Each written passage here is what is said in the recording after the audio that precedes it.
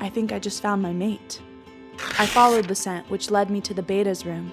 I touched the doorknob to open the door, but as soon as I do that, I feel a stabbing pain in my stomach. I ignore the pain and plaster a smile on my face. I don't want my mate to see me in pain. I opened the door, and my smile fell off my face. My mate, the one who is supposed to love me, is butt naked on top of a similarly butt naked girl, whom I recognize as Morgana, the pack's favorite person, Alpha's daughter. They both sense me and look at me. Mason, the beta, looks at me and frowns, while Morgana covers the both of them with a blanket. Realization flashes upon his face, which is soon replaced by rage and disgust. Tears are flowing down my cheeks.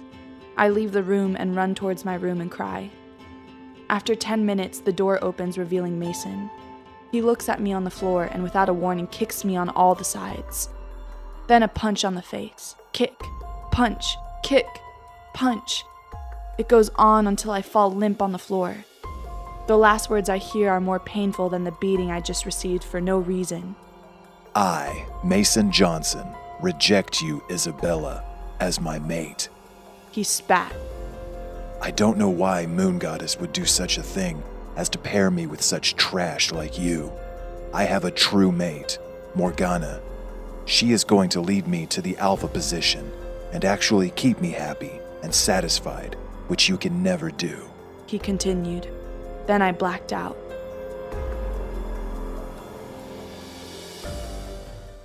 I don't know how, but I ended up in the kitchen. I looked around and caught a scent. Honey and cinnamon. Mate, my wolf yelled in my head. I started doing a happy dance in my head. I frantically looked around, but nothing. Then I focused on the scent. It's coming from a cabinet in the kitchen. But that's not all. The scent is mixed with a metallic smell of blood. I mind-linked Nate, and within 5 seconds he was with me.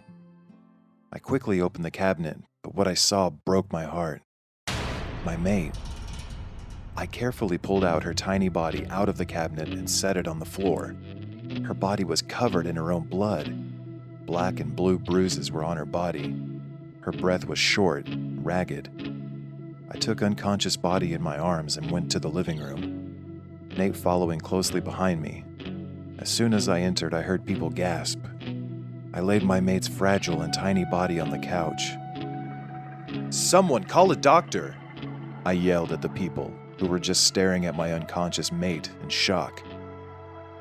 After a minute or two, a lady in a lab coat came in.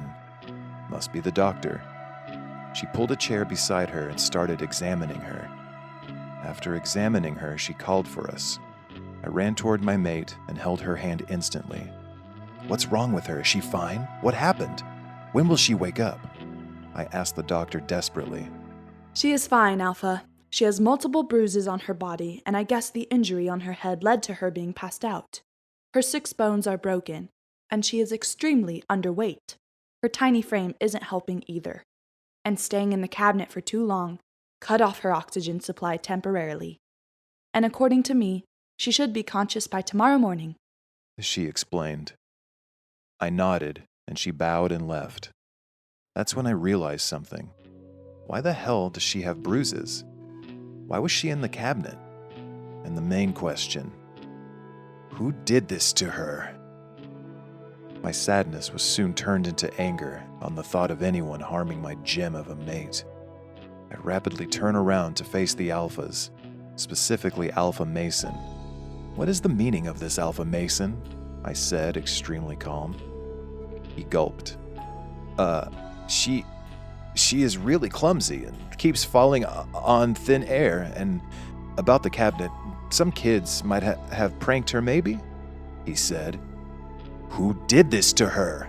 I yelled. I had had enough of his lying already. He remained silent. "Answer the Alpha. Who did this to our Luna?" Nate yelled in protection of his Luna. "Luna? She isn't the Luna. She is an Omega. Before he could continue, I grabbed his throat and backed him to the wall. "A word against her, and I will rip your head off your body," I growled.